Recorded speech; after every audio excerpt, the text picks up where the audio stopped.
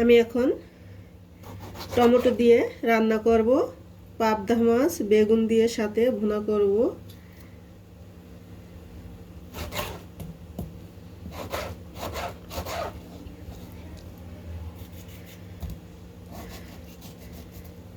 করলা ভাত বসিয়ে দিচ্ছি, চুলা হয়ে যাবে।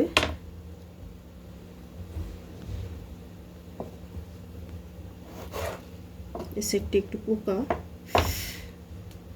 ধরে গেছে, তাই এখন আমি কেটে নেব পেঁয়াজ।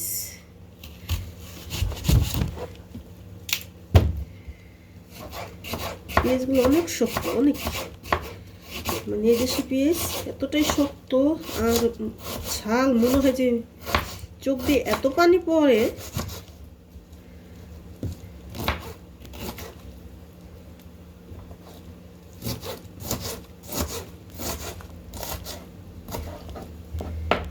এখনো নতুন পেঁয়াজ আসে নাই, নামছিল গত 2 সপ্তাহ আগে। এখন এই যুদ্ধের কারণে পেঁয়াজগুলো আনতে পারে না সিরিয়া থেকে।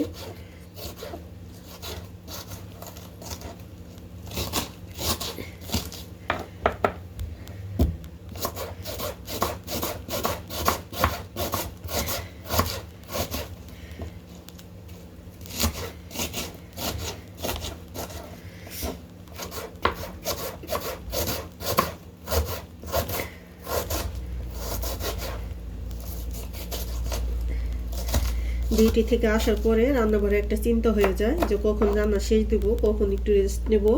তা আলহামদুলিল্লাহ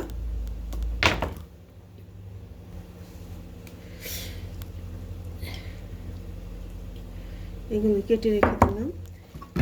আমাদের পিসগুলো দিয়ে দিচ্ছি।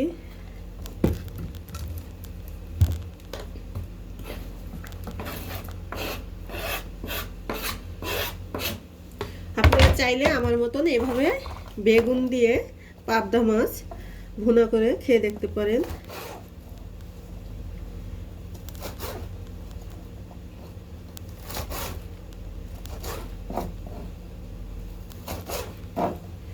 আশা করি ভালো লাগবে। মরিচগুলো মনে হয় কি তাজা গাছে থেকে পেরে আনছি, ছিঁড়ে আনছি, এরকমই মনে হলো।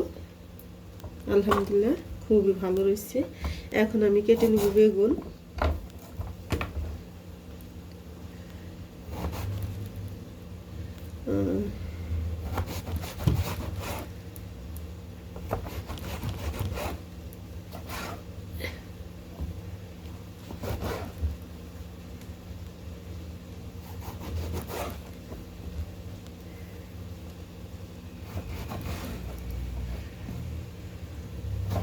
ছুরি দিয়ে কাটা মজাই আলাদা, ভালো লাগে আমার কাছে। বডি দিয়ে কাটতে বেশি একটা ভালো লাগে না, ওটা দিয়ে কাটতে ভালো লাগে, বাস ও বারবার উঠতে হয়, বসতে হয়, আমার কাছে অনেক খারাপ লাগে। এই কারণে আমি এভাবে দাঁড়িয়ে দাঁড়িয়ে কাজ করি বেশিরভাগ। বারবার উঠাচ্ছি বসাচ্ছিতে এভাবে ভালো। যাদের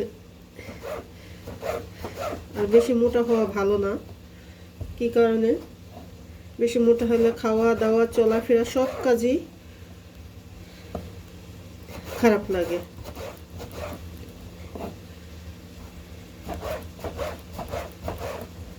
আলহামদুলিল্লাহ যে পরিমাণ আছি, আলহামদুলিল্লাহ সুস্থ আছি, ভালো আছি। এর চেয়ে বেশি মোটা হওয়া ভালো না। আপনারা ভালো থাকবেন, সুস্থ থাকবেন। খুদা হাফেজ।